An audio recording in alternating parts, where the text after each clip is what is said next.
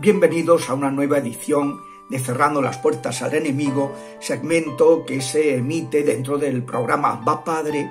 Hemos estado explicando en la sesión anterior que se vence a los demonios con la oración. Y la oración es algo que se dirige a Dios y por tanto no algo que le da protagonismo a ellos. Esto es esencial. Pues ahora quiero explicar que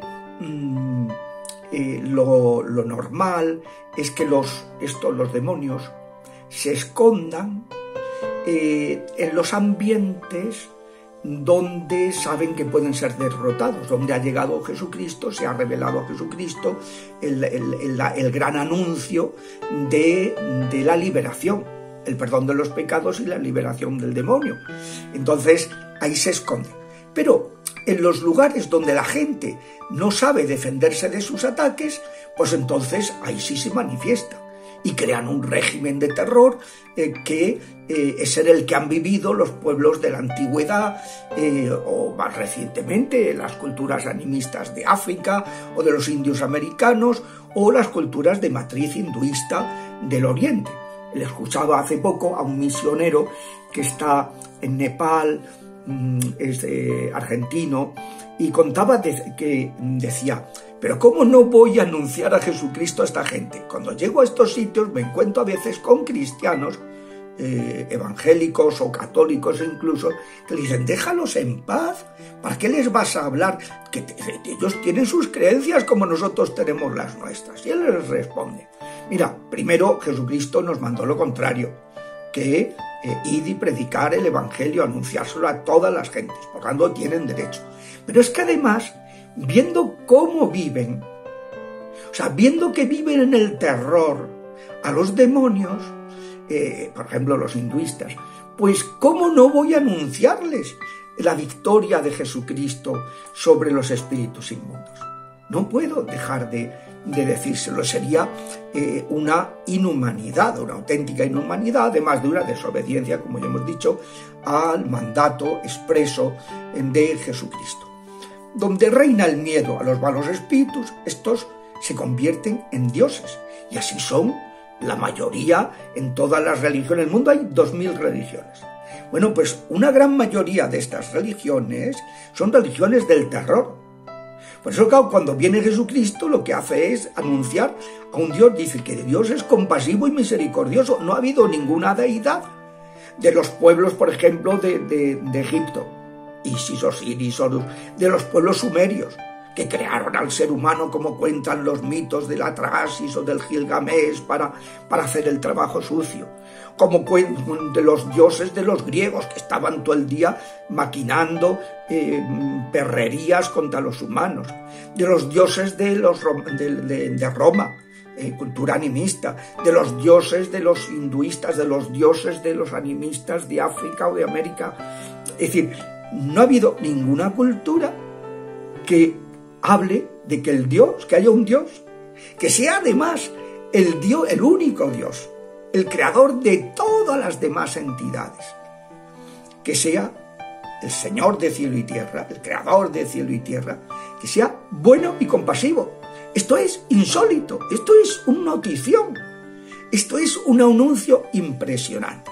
Entonces, claro, pues cuando ellos están a sus anchas en todas estas culturas donde crean un régimen de terror y a la gente la obligan a vivir de una determinada manera, una manera inhumana, a sacrificar su dignidad, a sacrificarle a sus hijos, a caer en todo tipo de perversiones para que los dejen tranquilos. Es el precio que tienen que pagar. Ahora bien, cuando el poder que Jesucristo entrega a su iglesia llega a una sociedad, entonces ellos se esconden, para poder seguir perturbando al afectado sin que éste advierta el origen de sus dolencias y acuda a liberarse.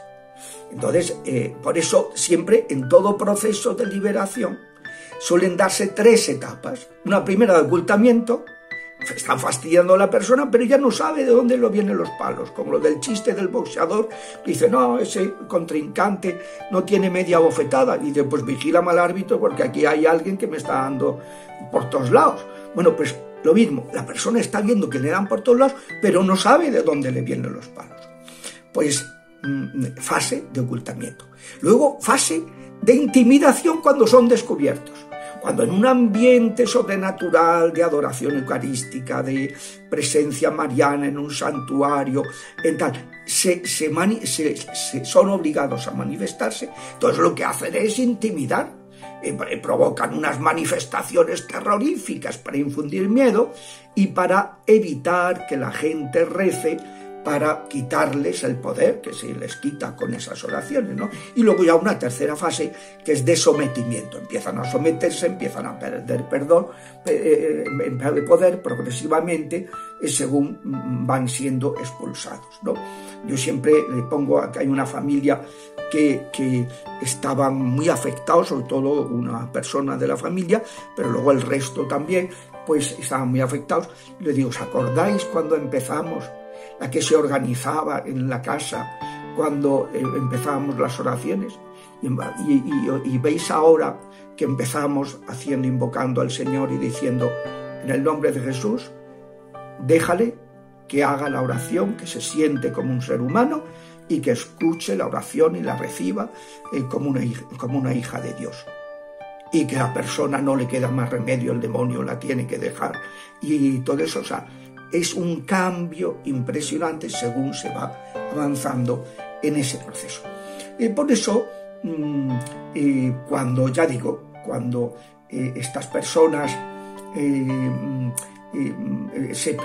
están actuando, estos seres inmundos, los demonios, están actuando en un ambiente donde el poder exorcístico empieza a ejercerse, pues entonces ellos pues se esconden. Lo que pasa es que este poder es muy desconocido. Por ejemplo, a mí en el seminario pues no me hablaron de estos temas, para nada. Y a cuantísimos sacerdotes de esta segunda mitad del siglo XX, yo me ordené en el año 80, y pues en la segunda mitad del siglo XX les ha sucedido prácticamente lo mismo, si no peor. Entonces, ¿qué es lo que sucede? Pues que al no conocer ese poder, pues uno tampoco sabe cómo usarlo. Yo recuerdo cuando estaba en aprendizaje como exorcista, en unas vacaciones, pues estuve descansando en una casa que me dejaron unos primos míos en Isla Cristina, en el sur de España, en Huelva, la provincia de Huelva. Allí junto al mar, un sitio precioso, muy tranquilo. Y el primer domingo fui a ayudar, como es natural, a la parroquia. Y el primer domingo me dijo, pues celebra tal misa. Y en la misa, pues al acabar la Santa Misa, que se había proclamado el Evangelium que Cristo envía a los 72, pues para anunciar, y arrojar los demonios, anunciar el reino. Pues al acabar la misa me vinieron dos personas y una de ellas quería que le rezara. Le impuse las manos y saltó enseguida el demonio, pues estaba poseída. Lo hablé con el párroco le pidió al obispo que hacíamos y el obispo pidió que la atendiera. Y cuando fui a atenderla antes, la estuve confesando y el demonio, cuando estaba dando los consejos, saltó, cambió la voz de esta persona, se abalanzó sobre mí y bueno, llamé a las personas que me iban a ayudar, le rezamos y luego hablé con el exorcista que me estaba formando y le dije lo que había pasado y me echó una reprensión, una reprimenda diciendo, lo tenías que haberte puesto nervioso. Digo, hombre, ¿cómo no? Si pasé un miedo horroroso. Y dice, miedo el que tienen los demonios de tu poder sacerdotal. Y es verdad, yo a partir de ese momento ya no me he ido nunca. Han sido ellos los que se van, los que se tienen que ir. Pues este es el punto de que vamos a seguir hablando en la próxima sesión, Dios mediante. Padre.